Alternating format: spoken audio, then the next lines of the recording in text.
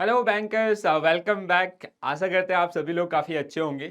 आज के इस सेशन में हम लोग बात करने वाले हैं toughest subject in JIB. Okay, अगर आप प्लान कर रहे हैं जेआईबी 2024 के लिए, 2024 में अगर आप किसी भी सेशन में, वो आपका मई हो या फिर अक्टूबर हो, अगर इन सेशंस के लिए आप प्लान करें तो आप सभी के लिए ये वीडियो, जिसमें हम लोग मई एंड अक्टूबर 2023 एग्जामिनेशंस के बेस पे आपका कि सबसे टफ सब्जेक्ट आपका कौन सा रहा है, क्या आपका स्ट्रेटेजी होना चाहिए इन पर्टिकुलर सब्जेक्ट के लिए, या फिर मॉड्यूल वाइज आपका जो मार्क्स पूछे जाते हैं एग्जामिनेशंस के अंदर, उन सब के ऊपर हम लोग बात करने वाले हैं। So basically I am going to answer few things. First one is सबसे टफेस्ट सब्जेक्ट कौन सा होता है। दूसरा कि मॉड्यूल आपका हर एक सब्जेक्ट के अंदर सबसे, जैसे कई बार कैंडिडेट्स आपके सेलेक्टिव होते हैं कि आप कौन से मॉड्यूल से सबसे ज्यादा क्वेश्चंस पूछे जाते हैं या सबसे ज्यादा मार्क्स के क्वेश्चंस आपको मिलते हैं, और आपका स्ट्रेटेजी क्या होना चाहिए फॉर मई और अक्टूबर 2024 जीआईबी एग्जामिनेशन। ओके, चलो, we will start with the subject. So as we all know, so we have four subject in our GIB examination. So these are Indian economy and Indian financial system.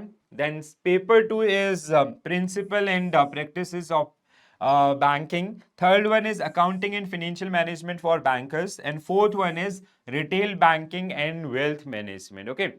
तो चार subject हमारे पास हैं, and we have these four subject, and in each subject we have four modules. ठीक है, तो चार subject, चार चार मॉड्यूल सभी में आपको देखने के लिए मिलेंगे। So as you can see on my screen, so it is first one is paper 1 Indian economy and Indian financial system, paper 2 paper 3 AFM, and paper 4 RBWM. Okay, and this will be the sequence for your examination also. Okay, तो जो आपका exam conduct किया जाएगा वो same sequence के अंदर आपको मिलता है।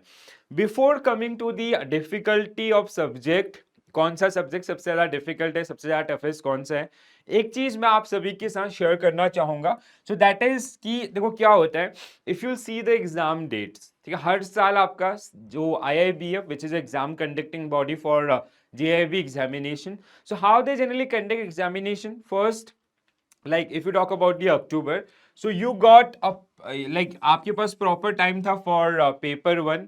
ठीक है, so there is a problem in paper 2 and paper 3, ये आपका बैक टू बैक थे Saturday Sunday, and then we got enough time for paper 4, and this happen every year with each session. Okay, हर एक session में आपका ये चीज आपको देखने के लिए मिलेगी, वो आपका JIB हो या CIB हो। तो हर साल IIBF एग्जाम कैसे कंडक्ट करता है, पहला paper 1 candidates they have enough time in their hands, पूरा आपका फुल फ्लेश लाइक वीकली या जो 2 वीक जो एग्जाम वीक आपका होते हैं, वहां पे पूरा हम लोग एग्जाम वीक में इस पे फोकस किए।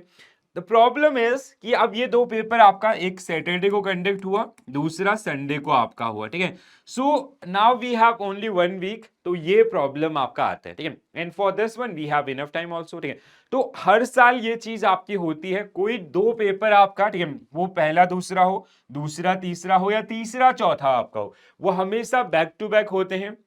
सो जब भी आपका एग्जामिनेशन, आपका रजिस्ट्रेशन अप होते हैं, ठीक है, so usually in March for may examination, August for October examination, तो उसी के साथ आपको एग्जाम डेट भी मिल जाती है। So do take care about this particular thing. बहुत सारे कैंडिडेट इस चीज को मिस करते हैं, तो फिर वो लास्ट में एग्जाम में बोलते हैं कि सर थोड़ा सा टाइम और मिल गया होता। So don't wait for that particular, पहले से आप प्लान कीजिए, जो पेपर 2 एक बैक टू बैक आपके हैं, उनमें से एटलीस्ट एक पेपर को पहले से पिक करके अपना प्रिपरेशन स्टार्ट कर लीजिए। तो पहली तो चीज ये है। ठीक है, जो मतलब मैक्सिमम कैंडिडेट्स या बैंकर्स, जब मैं एग्जाम सेंटर पे कैंडिडेट के साथ इंटरेक्ट हुआ, तो उनके द्वारा ये चीज आपका बोलेगी। दूसरा आपका कि टफेस्ट सब्जेक्ट कौन सा है, इस सवाल का जवाब अभी भी हम लोग पेंडिंग रखेंगे। स्टार्ट करेंगे विद मॉड्यूल स्ट्रेटेजी। देखो क्या होता है, if you talk about the module, so we have 4 module in each and every subject. ठीक है, now there is a confusion between candidates के बीच में ना एक थोड़ा सा एक कंफ्यूजन मैंने देखा है। That confusion is they generally select module, and even there are some educator also those who generally suggest कि आप मॉड्यूल बी कर लीजिए, आप डी कर लीजिए, आपका काम हो जाएगा। बट द रियलिटी इज अगर आप रियलिटी को देखेंगे थोड़ा सा, so IIPF have given 25% weightage to all the modules. अब 25% का ये मतलब नहीं कि आपको सब में से 25 मार्क्स के क्वेश्चंस मिलेंगे। There will be a variance, ठीक है, थोड़ा बहुत वेरिएंस आपका रहेगा। बट एक चीज जो थोड़ा सा देखने वाली होती है, जो मैंने मई और अक्टूबर के एग्जामिनेशन में काफी अच्छे ढंग से जिसको एनालाइज किया, दैट वाज कि suppose that from module A you are getting 30 questions, ठीक है, from module B you are getting 15 questions, suppose that from module C you are getting again 25 questions, and from module D suppose that total कितना हो गया अभी तक आपका 30 40 70, so suppose that 30 questions, ठीक है। so suppose that this is the question जो आपको पूछेगा एक्चुअल एग्जामिनेशंस में, these are number of questions। अब ये नंबर ऑफ क्वेश्चंस को देख के ना कई कैंडिडेट्स अपनी धारणा बना लेते हैं कि हाँ ये मॉड्यूल आपका इंपॉर्टेंस है, बट फर्क उससे नहीं पड़ता, फर्क इससे पड़ता है कि ये जो 15 वाले क्वेश्चंस है ना, जो 15 क्वेश्चंस आपको टेस्ट किए गए हैं, इसमें आपका जो मार्क्स का आपका डिस्ट्रीब्यूशन है वो कैसा है। तो व्हाट आई एनालाइज की, यहाँ पे आपको मैक्सिमम क्या मिलेंगे, 1 एंड 2 मार्क्स के क्वेश्चन मिलेंगे, यहाँ पे मैक्सिमम आपको हाफ मार्क्स के क्वेश्चंस मिलेंगे, यहाँ पे आपका मैक्सिमम हाफ मार्क्स के क्वेश्चंस आपको मिलेंगे, ठीक है। तो यहाँ पे आपका half marks, 1 marks and 2 marks तीनों का डिस्ट्रीब्यूशन काफी अच्छे से मिलेगा। सो अब आपके लिए सवाल का जवाब कि कौन सा मॉड्यूल इंपॉर्टेंस है, अगर आप इस तरीके से अपनी स्ट्रेटेजी बना रहे हैं ना कि ये आपका बी एंड डी आपका इंपॉर्टेंट है, तो आप थोड़ा सा गलत जा रहे हैं। Because in examination if you experience these particular examinations ना, तो ये धारणा बनी कैसे, उसके पीछे का रीजन क्या है। जैसे कोई कैंडिडेट एग्जाम देने गया, सो उन्होंने देखा यार कि from module A there are number of questions, ठीक है, बहुत सारे क्वेश्चंस आपका मॉड्यूल ए पे पूछ रहे हैं, और देखो क्या होता है, एग्जाम प्रेशर रहता है, सारी चीजें रहती है, ठीक है, बट हम वो चीज आपका भूल जा रहे हैं कि ज्यादातर क्वेश्चन क्या है आपके हाफ मार्क्स के हैं, ठीक है। तो इसलिए ये चीज आपका ना कभी भी आप इसके हिसाब से अपनी स्ट्रेटेजी मत बनाएं, ठीक है। IIBF ने ये कोर्स काफी ब्यूटीफुली डिजाइन किया है, and they want to test each and every module equally. अब इक्वल का मतलब ये नहीं कि 25 रहेगा, कहीं पे 22 मार्क्स का रहेगा, कहीं पे आपका 27, कहीं पे 30 मार्क्स का। इवेंचुअली मार्क्स मैटर, ठीक है, हमने टोटल नंबर ऑफ कितने अटेम्प्ट्स करे उससे कोई मतलब नहीं, हमें 50 या 50 प्लस आपका स्कोर करना है, that is a pass criteria, तो उसको अचीव करना। तो कभी भी अगर आपको कोई इस तरीके से गाइड कर रहा है कि मॉड्यूल डी आपके लिए इंपॉर्टेंट है या मॉड्यूल ए इंपॉर्टेंट है, तो वो थोड़ा सा वहां पे मतलब वो चीज थोड़ा कंसर्न है। The real experience is this, ठीक है, मैं इस एग्जामिनेशंस को हमेशा आपका टेस्ट करते रहता हूँ, या लास्ट टाइम जैसे अक्टूबर के अंदर भी मैं गया, तो ये चीज मैंने वहां पे एनालाइज किया, और बहुत सारे कैंडिडेट्स जो इस चीज को मिस करे थे, सो आई थॉट कि will share this particular one with you, okay.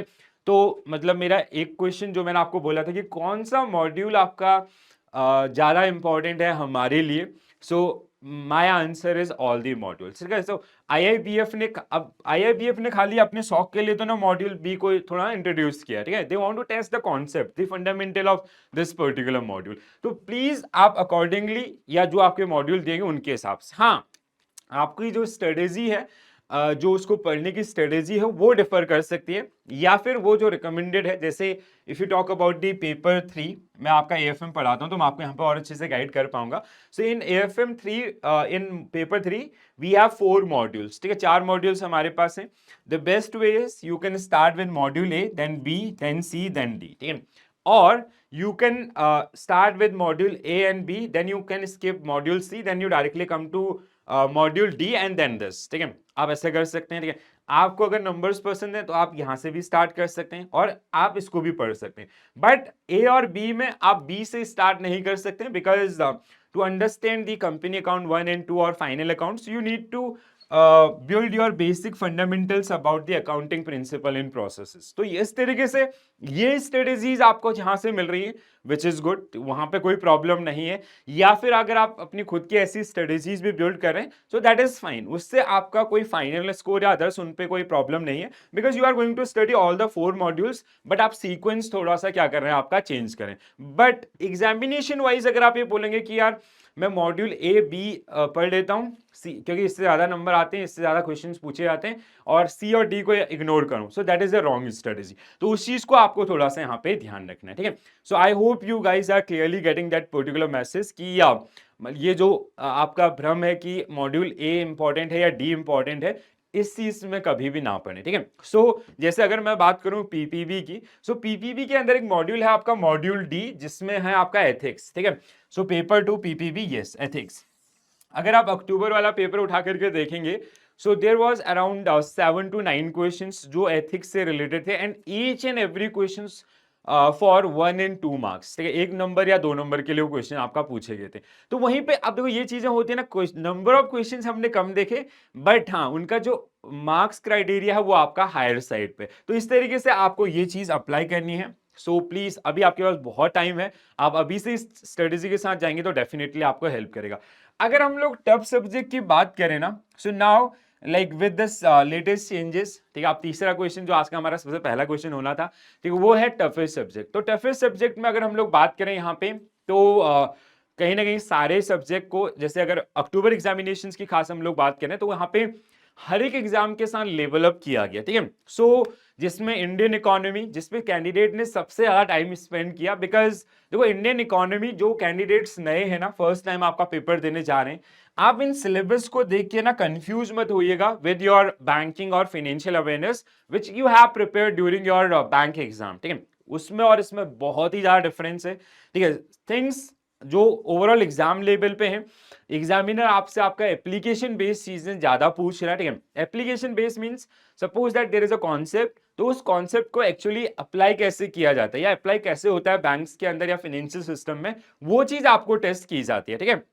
तो वो आप जैसे होता है ना, कई बार कैंडिडेट, लास्ट टाइम कैंडिडेट मे वालों ने गलती करी कि उनको लगा मॉनेटरी पॉलिसी है, उनको लगा आरबीआई से रिलेटेड है, तो वही सब उससे हो जाएगा, बट ऐसा नहीं है। यहाँ पे क्वेश्चंस आपको हार्डली जो हाफ मार्क्स के क्वेश्चन है वो आपको इस तरीके से मिलेंगे, otherwise for 1 marks and 2 marks they are application based, ठीक है।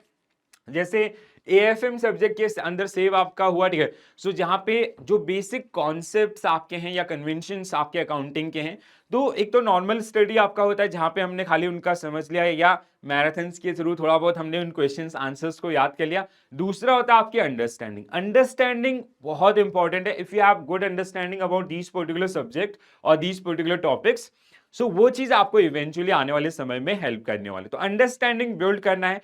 अगर आप फिर भी मुझे इसको रेट करने के लिए बोलेंगे, सो आई रेट सबसे ज्यादा टफ में मैं आपको अकाउंटिंग एंड फाइनेंस जिसको रेट करना चाहूंगा फर्स्ट नंबर पे, ठीक है। सो अकाउंटिंग एंड फाइनेंस जो रहा है इस बार का पेपर था, दैट वाज 90% थ्योरेटिकल, 10% आपका न्यूमेरिकल्स, एंड जो थ्योरेटिकल था दैट वाज एप्लीकेशन बेस्ड, ठीक है। तो अब देखो न्यूमेरिकल सॉल्व करना आसान होता है या वहां पे गलती नहीं होती है, ठीक है। आंसर आया सही है या गलत है, गलत है तो हम उसको दोबारा से करेक्ट कर सकते हैं, बट जो एप्लीकेशंस में चीजें आपकी होती है ना, जब स्टेटमेंट्स आपको दिए गए तो वहां से आपका न्यूमेरिकल जो पूछे गए थे वो भी बहुत इजी आपके थे, ठीक है। सेकंड वन अगेन, बिकॉज यहाँ पे अभी भी लोगों को कुछ भ्रम आपका है, ठीक है, जो थोड़ा सा टफर साइड में आपका जिसको हम लोग बोल सकते हैं, ठीक है। बट इस चीज को पढ़ना ना या समझना थोड़ा सा आसान आपका है, ठीक है।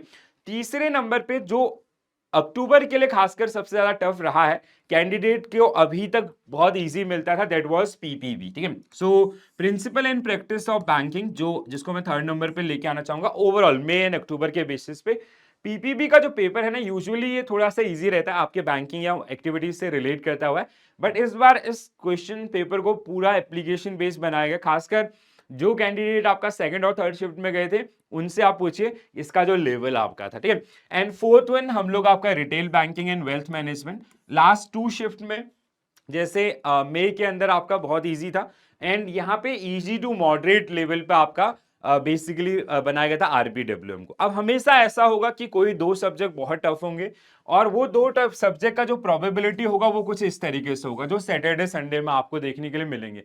तो कहीं ना कहीं कुछ हैक आपका इस पर्टिकुलर पेपर के जो मैंने आपको दिखाई, कि जैसे मैंने आपको एक चीज बताई, पहला तो प्रिपरेशन आपका जो है, जो एग्जाम आपके होंगे वो कुछ एक जैसे एक पहला संडे को हुआ, अगले सैटरडे संडे आपके 2 पेपर, देन अगले संडे या उसके अगले संडे आपका फाइनल पेपर।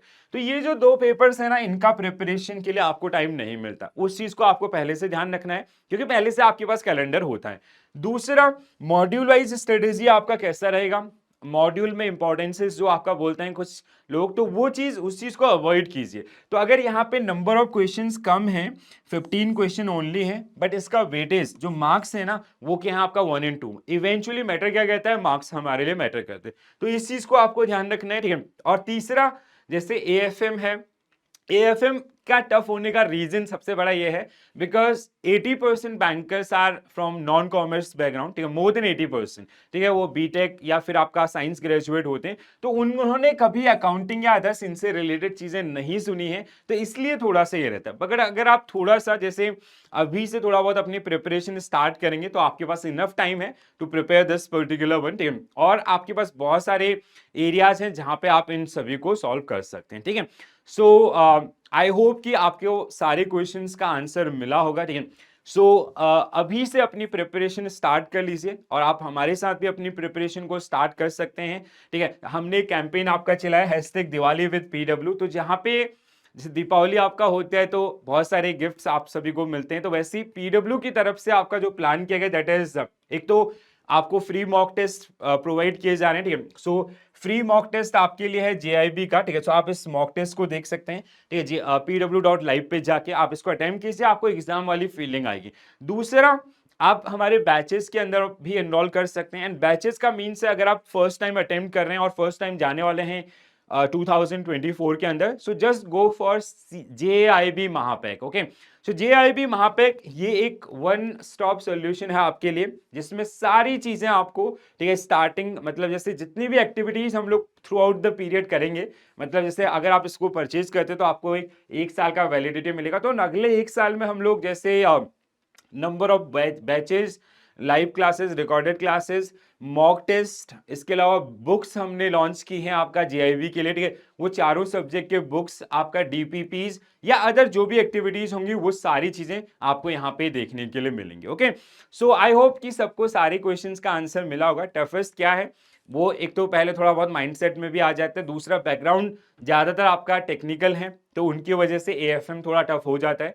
बट अभी जैसे अगर आप लोगों को पता होगा कि IIBF जिसका जो पास रेट है JIB के लिए दैट इज ओनली 20%, अब 80% बच्चे फेल हो रहे हैं, इसका मतलब यह है, और इसको मेंटेन करता है क्योंकि सभी को अगर इंक्रीमेंट दे देंगे तो कैसे चलेगा। तो इसके लिए हमारा क्या है कि कहीं ना कहीं आपको फंडामेंटली चीजों को स्टडी करना होगा, चीजें एप्लीकेशन बेस्ड होंगी, ठीक है, एप्लीकेशन बेस्ड क्वेश्चंस को सॉल्व करने के लिए आपके फंडामेंटल सॉलिड होने चाहिए। तो एएफएम है, पीपीबी है, देन आपका इंडियन इकोनॉमी है और आपका retail banking and wealth management, सारे सब्जेक्ट इंपॉर्टेंस वाइज सभी का आपका इक्वल वेटेज है, इक्वल इंपॉर्टेंस है। तो इस तरीके से अपनी स्टडीज को प्लान कीजिए मॉड्यूल वाइज या फिर जो एग्जाम टाइम ड्यूरेशन वाइज, तो उसके हिसाब से अगर आप जाएंगे तो डेफिनेटली आपको सक्सेस मिलेगी, ओके।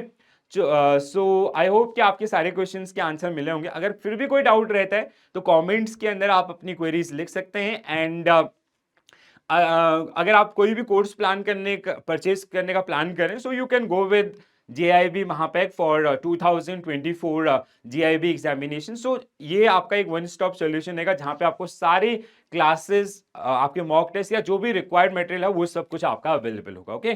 चलो, so this is it from my side. Thank you for watching this session. Bye bye, take care all, have a nice day, thank you.